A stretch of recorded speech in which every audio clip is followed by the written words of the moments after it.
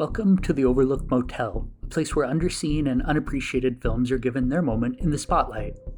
Damien Harris's taut psychological thriller Deceived garnered mixed reviews from critics upon release in 1991, and it didn't break any box office records either.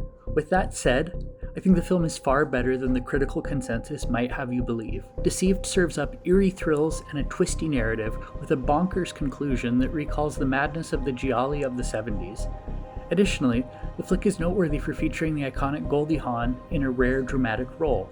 Adrian and Jack Saunders have the perfect relationship and the perfect life. They live in a perfect New York apartment with perfect decor where they host perfect parties.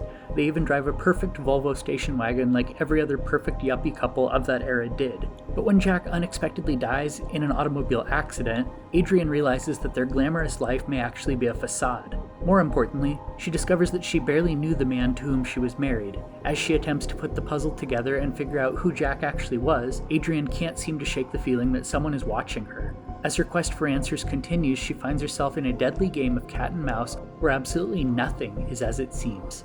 While Deceived may not be high art, it's a pulpy, sometimes sexy, and often suspenseful 90s thriller in the vein of Sleeping with the Enemy or The Hand That Rocks the Cradle.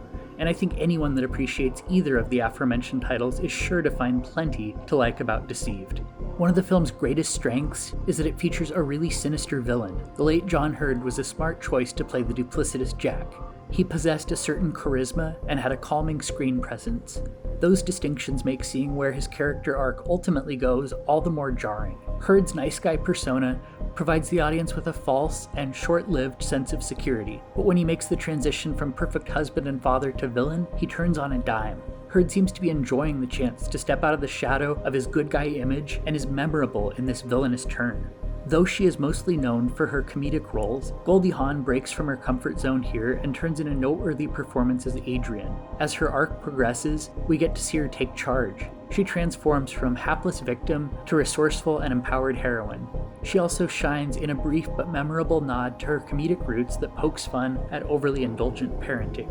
Aside from solid performances from both leads, the film also benefits from an effective screenplay by Mary Agnes Donahue and Bruce Joel Rubin. The pair spin a suspenseful yarn that pays homage to Hitchcock. While the film isn't quite on par with the works of the master of suspense, Deceived still serves up a prevalent sense of paranoia throughout, with the twists coming early and often.